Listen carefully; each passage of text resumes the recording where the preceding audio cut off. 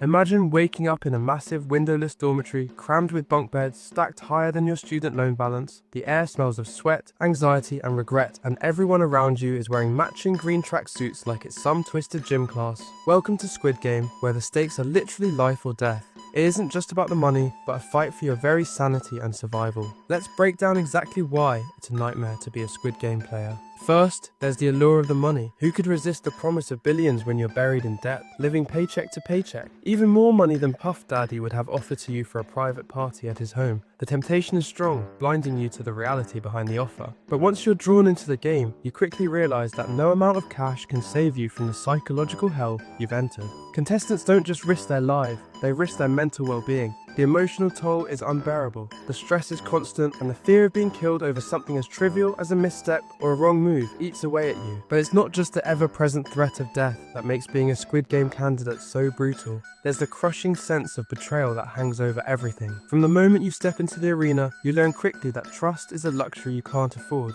Alliances are fragile, built on unstable ground. The closer you grow to someone, the more likely it is they'll betray you when desperation sets in. Imagine thinking someone has your back, only to find out they'll turn on you in an instant to save themselves.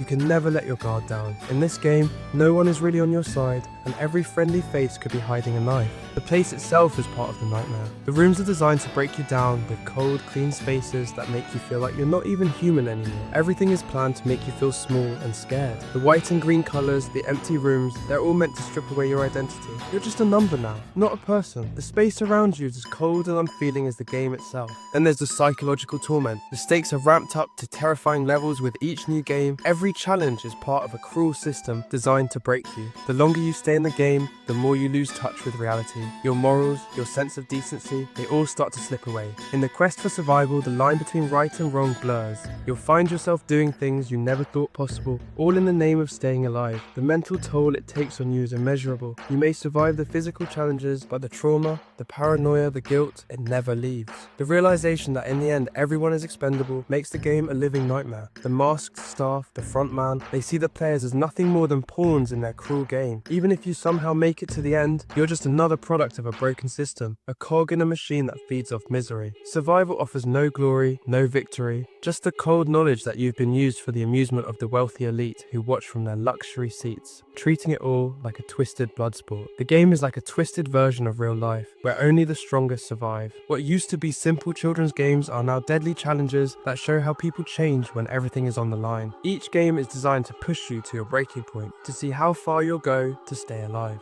It reveals the ugly truth about what people will do when survival is the only thing that matters. The childhood games become a brutal test of how quickly people will turn on each other when things get tough.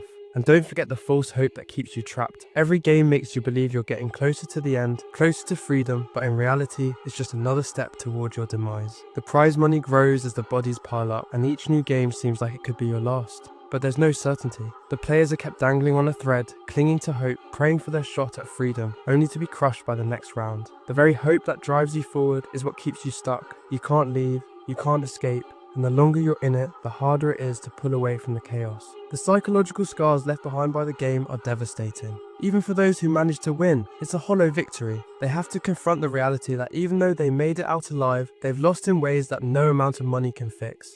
The trauma follows them, and they can't outrun it. Surviving the game doesn't mean surviving the consequences. You carry the weight of your actions with you, and it's crushing. The prize money isn't a victory, it's a constant reminder of everything you've lost. Your humanity, your relationships, your peace of mind. And then you have to ask, why would anyone willingly return? After everything you've witnessed, the blood, the death, the heartbreak, why would someone choose to step back into the game? The lure of the prize is one reason, but for many, it's the crushing weight of past mistakes that drives them. They see it as their one shot at redemption. But here's the harsh truth. Squid Game isn't an escape, it's a trap, a one-way ticket to ruin. To wrap it up, being a contestant in Squid Game is a hellscape far worse than the obvious dangers of violence and death. Beyond staying alive, it's more about the slow erosion of your soul and the betrayal that comes with it. You enter the game chasing wealth, but if you make it out at all, you'll leave with nothing but scars, regrets, and a haunting sense of loss. The prize isn't worth the cost, and anyone who thinks otherwise is lying to themselves. It's a horrifying lesson in what happens when people are pushed beyond their limits. The only way to truly win, don't play at all.